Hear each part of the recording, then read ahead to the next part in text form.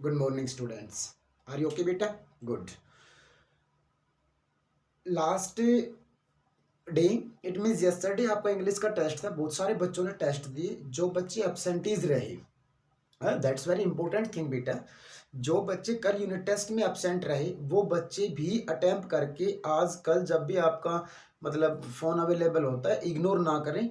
जो बच्चन जिन बच्चों ने यूनिट टेस्ट नहीं भेजे हैं वो भी बेटा भेजेंगे। के लिए हर सब्जेक्ट का हर क्लास के बच्चे इन यूनिट टेस्ट को मिस नहीं करेगा एट एनी कॉस्ट, किसी भी कीमत पे। के लिए चलो ओके। हमने हमारे टॉपिक में बताया था हमारा टॉपिक जो चल रहा था वो नरेशन का था बेटा। के लिए नरेशन का टॉपिक था। अब इस टॉपिक में हमने टेंसेस का जो पार्ट करवाया, टेंसेस की जितने भी नरेशंस हमने करवाई वो आपने अच्छे से लिखा। सारे मतलब प्रेजेंट पास्ट फ्यूचर में अगर हमारी रिपोर्टिंग वर्ब होगी तो किस प्रकार से हम करेंगे। के लिए अच्छे से आया समझ में आपको? ठीक है।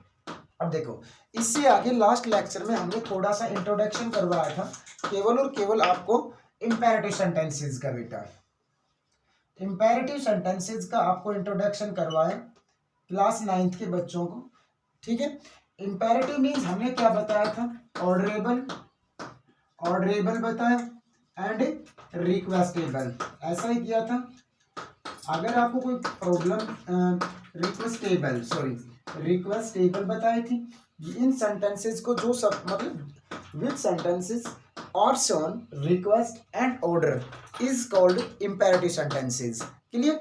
अब इसके बाद में हमने बताया इसका स्ट्रक्चर ऑफ द सेंटेंस, मतलब स्ट्रक्चर ऑफ इंपेरेटिव सेंटेंसेस क्या बताया था?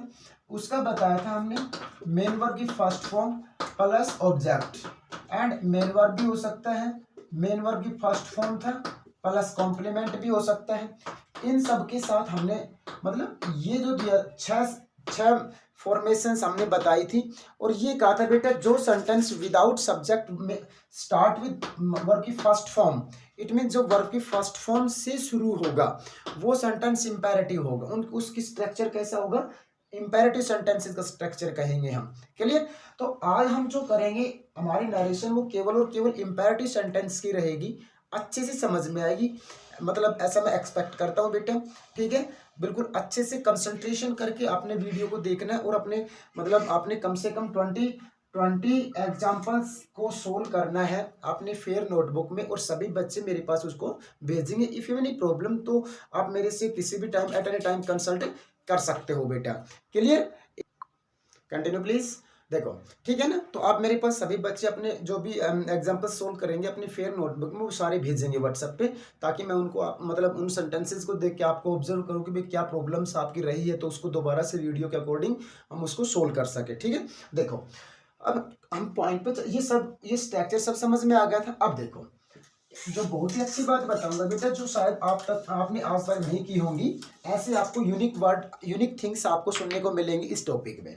देखो हमने बताया कि भाई हमारा जो रिपोर्टिंग वर्ब और रिपोर्टेड स्पीच एक डायरेक्ट स्पीच के सेंटेंस में मैं लिखता हूं he says to me blank comma inverted comma begin. देखो सिस्टम सारा वही रहेगा हमारा, बट आपको मिलेगा तो जो इंपेरेटिव सेंटेंस हमारा आएगा वो कहाँ मिलेगा? वो हमें यहां मिलेगा, please comma help me full stop inverted comma class. देखो ये सेंटेंस लिखा। अब जब रिपोर्टेड स्पीच की सेंटेंस की बात करते हैं हम, इंपेरेटिव आएगा कि भाई ये जो सेंटेंस हमारा है, देखो एक मिनट सपोज करो ये हमारा रिपोर्ट मतलब देखो एक बार रिपोर्टेड स्पीच का जो सेंटेंस आया वो कैसा है? इंपेरेटिव है। आप इसकी फॉर्मेशंस को देखो। यहां मैंने लास्ट वीडियो में बताया था बेटा जो प्लीज है वो कोई वर्ड सब्जेक्ट ऑब्जेक्ट एडजेक्टिव कुछ मतलब दिस इज नथिंग। ये क्या है बेटा? इसको क्या कहेंगे? Sense of sentence, sense of sentence. और सेंस मीन्स हमने बताया था क्या? एक्सप्रेशन। इस सेंस का मीन्स क्या बनेगा? एक्सप्रेशन ऑफ द सेंटेंस, मतलब इस सेंटेंस का ये एक्सप्रेशन है। और प्लीज प्लीज किसको शो करता है? रिक्वेस्ट को। देखो रिक्वेस्ट को शो करता है। तो इस सेंटेंस का जो एक्सप्रेशन हुआ वो किस में आया? रिक्वेस्ट में गया। ठीक है। देखो यहां हमारे पास इस सेंटेंस में ये हमारी रिपोर्टिंग वर्ब है, ये रिपोर्टिंग वर्ब है। क्लियर? ठीक है। ये हमारे रिपोर्टिंग में बिल्कुल सेम एज इट इज। यहाँ ये तो है प्रेजेंट में, यहाँ आपको पास्ट में भी मिल सकता है एंड बेटा फ्यूचर में भी मिल सकता है। क्लियर, तीनों में आपको ये मिल सकता है। तो आपने इसके अकॉर्डिंग इसमें कुछ भी चेंजिंग नहीं करना, केवल और केवल इसके पर्सन्स चेंज होंगे और कुछ नहीं करना। मतलब that's a very big issue, big thing which I will tell you. ठीक है ना, जो मैं आपको बताने जाऊंगा ना वो सबसे बड़ी इंपॉर्टेंट बात होगी बेटा in an imperative sentences during direct to indirect. Clear, तो देखो ये हमने सेंटेंस लिखा, जब इस सेंटेंस का हम डायरेक्ट से इनडायरेक्ट चेंज करेंगे तो आपको कैसा ये प्रेजेंट में समझा रहा हूँ, फिर पास्ट में, फिर फ्यूचर में, तीनों में एक एक एग्जांपल्स में आपको सभी हमारी जो रिपोर्टिंग वर्ब जो रिपोर्टेड स्पीच का सेंटेंस होगा वो इंपेरेटिव ही होगा। देखो आप कैसे करेंगे। तो ये डायरेक्ट है, अब इसका इनडायरेक्ट आपने चेंज करना है। देखो भाई यहां आपको मिला सेज टू, सेज टू हम एक बार पीछे रिमाइंड करते हैं, आपकी मतलब मेमोरी को ले जाते हैं एक बार। भाई सेज टू को या तो हम बदलते थे बेटा किसमें, टेल में, और या किस में बदलते थे, आस्क्स में। ऐसा ही करते थे ना। जब ये हमारा सेंटेंस सिंपल हुआ करता तब टेल में बदलते थे, ये साइन ऑफ इंटेरोगेशन मिलता था तो आस्क में चेंज करते थे, ऐसा ही था। एम आई राइट? क्लियर। देखो लेकिन अब हमारा सेंटेंस यहाँ इंपेरेटिव है और according imperative sentence, according sense of this sentence, इस सेंटेंस की जो सेंस है, एक्सप्रेशन जो है, उस एक्सप्रेशन के अकॉर्डिंग इसको हम चेंज कर देंगे। ठीक है, यहाँ वर्ड क्या है आपके पास, प्लीज, और प्लीज की सेंस किस में जाती है, रिक्वेस्ट में। तो यहां क्या कर देंगे बेटा, ही रिक्वेस्ट मी। ठीक है, ओके। देखो अब यहां आ गया कोमा, इंवर्टेड कोमास। यहां आप यूज करते थे that, if and WH family word, यही तो यूज करते थे आप इन टेंसेज के सेंटेंसेज को जब आपने सोल्व किया तो ये सब कुछ यूज करते थे।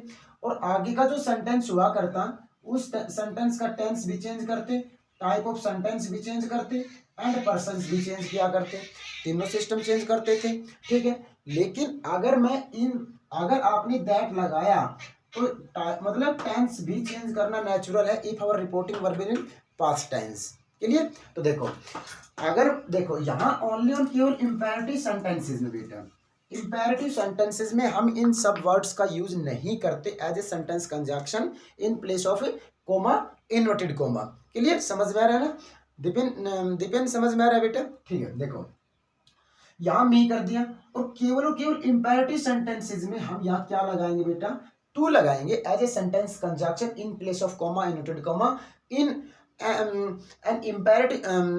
an imperative sentences during direct to indirect, mind it? Clear, देखो टू लगा दिया। अब टू के बाद में इसका जो हमारी सेंस ऑफ एक्सप्रेशन जो प्लीज जो था उसका काम हमने इसके अकॉर्डिंग लगा दिया, इसका काम खत्म यहाँ इसकी सेंस लगाते ही। क्लियर, आगे चलें। टू के बाद में एक बात और अभी करवा के बताऊंगा। टू के बाद में यहाँ हेल्प आ गए और me is first person according subject, subject is he. बताओ क्या आएगा, आई माई मी, ही इज हिम। यहाँ क्या आ गया बेटा, हिम फुल स्टॉप, इन्वर्टेड मतलब जो भी था आपका फुल स्टॉप लगा दिया मैंने।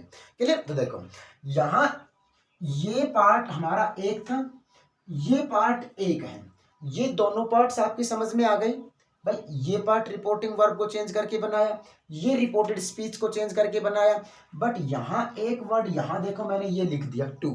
अब ये टू सेंटेंस कंजक्शन क्यों यूज किया, that's very big point, important issue कि भाई यहां टू आपने क्यों लगाया। क्लियर, देखो यहाँ टू लगाने का जो रीजन रहा वो मैं आपके सामने एक्सप्लेन कर रहा हूँ। I hope you will listen carefully बेटा। देखो यहाँ मैंने लगा दिया टू और आपको पता है नहीं पता, आई डोंट नो, बट मैं आपको बता रहा हूँ पर्टिकुलरली क्या टू के बाद में हमेशा हम वर्ब की फर्स्ट फॉर्म यूज करते हैं और इसको क्या बोलते हैं बेटा, इसको बोलते हैं टू इन्फिनेटिव, टू इन्फिनेटिव बोलते हैं। ठीक है, अब टू जहां हमने लगा दिया उस, और इन्फिनेटिव मीन्स क्या होता है, वर्ब की फर्स्ट फॉर्म, क्योंकि जहां भी टू लगा दिया उसके साथ वर्ब की फर्स्ट फॉर्म लगेगी। That's a very big point और अकॉर्डिंग ग्रामर रूल। क्लियर। तो टू के साथ हमेशा वर्ब की फर्स्ट फॉर्म आएगी, अन्यथा अगर हमने यहाँ और कुछ सेंटेंस कंजक्शन लगा दिया तो इस वर्ब के फॉर्म में अगर हमने चेंजिंग कर दिया तो ये इंपेरेटिव सेंटेंस बनेगा। हमने बताया कि भाई इंपेरेटिव सेंटेंस हमेशा वर्ब की first form plus object, it means यहाँ कॉम्प्लीमेंट हो सकता है, अदर वर्ड हो सकता है, एडजेक्टिव हो सकता है, बट शुरुआत किससे होगी, वर्ब की फर्स्ट फॉर्म से। अगर शुरू में वर्ब की फर्स्ट फॉर्म की जगह हम कोई दूसरा वर्ड लिख दें इधर, मान लो मैंने यहाँ वर्ब की सेकंड फॉर्म कर दी, तो क्या इंपेरेटिव सेंटेंस बना? लेट मी नो प्लीज, बताओ। मतलब इट्स प्रॉपरली रॉन्ग, बिल्कुल गलत होगा बेटा। ये केवल और केवल वर्ब की फर्स्ट फॉर्म से यूज होगा। तो वर्ब के ड्यूरिंग इनडायरेक्ट जब वर्ब की फर्स्ट फॉर्म ही रखेंगे तभी वो हमारे रिपोर्टेड स्पीच का सेंटेंस कैसा रहेगा बेटा?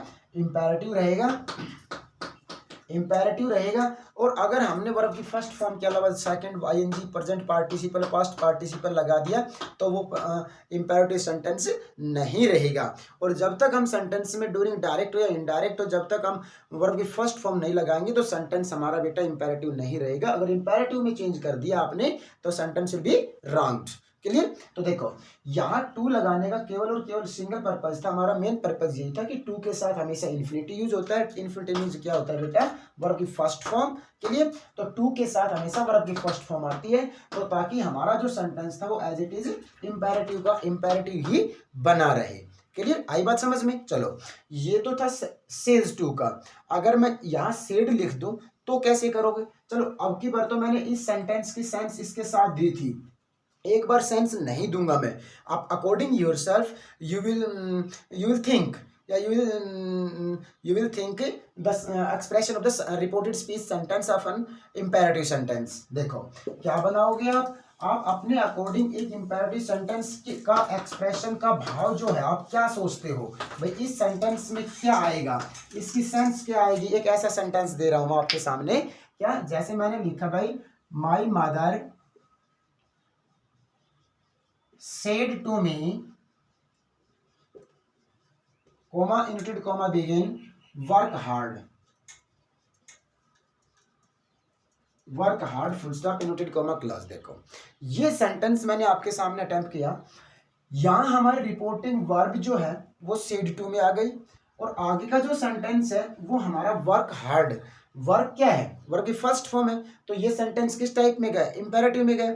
जब ये इंपेरेटिव सेंटेंस है यहाँ पास्ट में आया है, इस सेंटेंस की जो सेंस एक्सप्रेशन जो है वो एक्सप्रेशन लेस दे दिया मैंने आपकी बार। तो इस सेंटेंस का आप किस तरह से एक्सप्रेशन निकालोगे आप, मतलब what will you think about the sentences expression manner, क्या सोचोगे भाई इस सेंटेंस का जो एक्सप्रेशन है वो किस में जाएगा।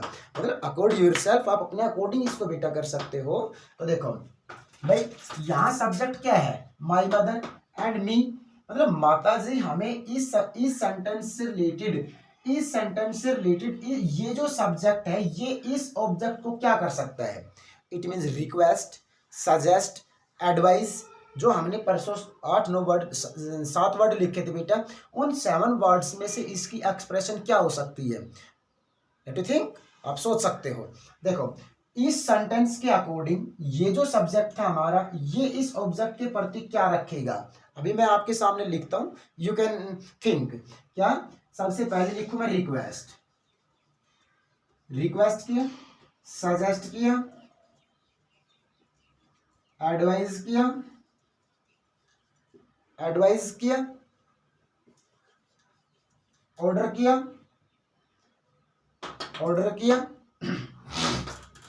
प्रोहिबिटेड किया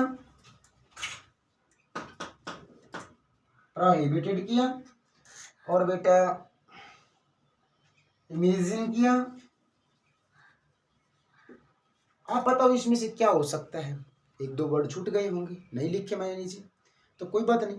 जो वर्ड्स मैंने यहाँ आपके सामने लिखे हैं इन्हीं वर्ड्स में से आपके अकॉर्डिंग आप क्या सोचते हो वो इनमें से एक फॉर्म लगानी है यहाँ सेड टू के स्थान पे, in place of a said to. यहाँ ये सेकंड फॉर्म है से की, तो बेटा इनकी भी इनमें से कोई भी एक वर्ड यूज करोगे तो इनकी भी वर्ब की सेकंड फॉर्म यूज कर देंगे हम। समझ में आ रहा है मैं इसके क्या बोल रहा हूँ?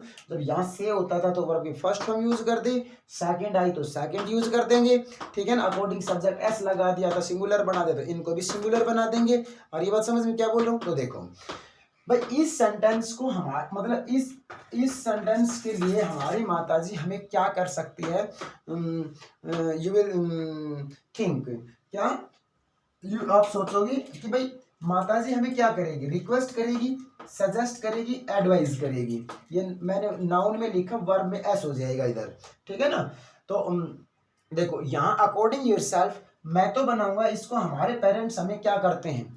सजेस्ट ही करेंगे या फिर एडवाइस देंगे। एडवाइस को तो हम नहीं बोल सकते, लेकिन suggest is the best option, suggest the best word according this sentence. Clear? तो यहां हमने बना दिया बेटा माई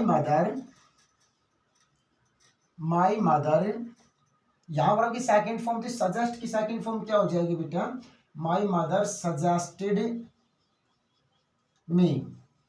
हो गया, हमारी जो रिपोर्टिंग वर्ब थी वो हमने सोल्व कर दी।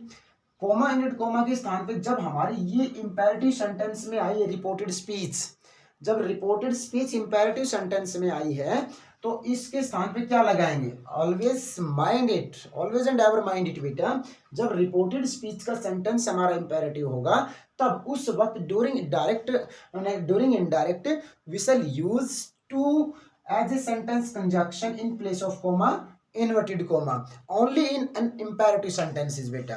केवल इंपेरेटिव सेंटेंसेस में यहाँ टू का यूज करेंगे और किसी सेंटेंस में टू का यूज नहीं करना आपने। देखो मी लगा दिया, यहाँ तक हमारे हमारा सेंटेंस कंप्लीट कर दिया और after just object we found comma inverted comma and during indirect we use to as a sentence conjunction in place of comma inverted comma. To लगा दिया, अब यहाँ टू लगाया है आपने तो जस्ट आफ्टर जैसे ही हमने रिपोर्टेड स्पीच के सेंटेंस में एंट्री किया तो वहां क्या मिलेगा आपको? वहां क्या लगाना है? जो हमारा वर्ब की फर्स्ट फॉर्म, देखो अभी मैंने जस्ट 1 मिनट पहले बताया था टू प्लस इन्फिनिटी, तो उसको हम टू इन्फिनिटी बोलते हैं, टू प्लस वर्ब की फर्स्ट फॉर्म। तो बेटा टू और वर्ब क्या थी? वर्क एंड एडजेक्टिव क्या था भाई इसके साथ? हार्ड। देखो टू वर्क हार्ड, ये सेंटेंस यहाँ full stop, sentence is completed. It means इस सेंटेंस का हमने विदाउट एक्सप्रेशन, सेंटेंस का एक्सप्रेशन आप इनमें से निकालोगे और इनमें से जब करेंगे तो हमने ये कर दिया। ये समझ में आया? क्लियर? दोनों टाइप मैं दोनों बता दी, एक्सप्रेशन के साथ भी विदाउट एक्सप्रेशन भी आप कैसे करोगे। क्लियर बेटा? ये था हमारा इंपेरेटिव सिंपल सेंटेंस बेटा। इसको मैं कर दूं अब, ठीक है। देखो ये सभी आपने जो पॉइंट्स मैं यहाँ अटेम्प्ट कर रहा हूँ सभी पॉइंट्स आप अपने फेयर नोटबुक में अटेम्प्ट करोगे बेटा, एक एक हाईलाइटर से हाईलाइट करके। देखो एक तो मैंने बताया अभी जो सेंटेंस करवाए वो थे सिंपल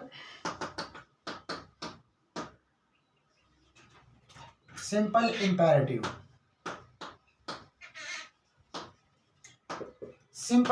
सेंटेंस थे, और एक सेंटेंस आएगा नेगेटिव इंपेरेटिव।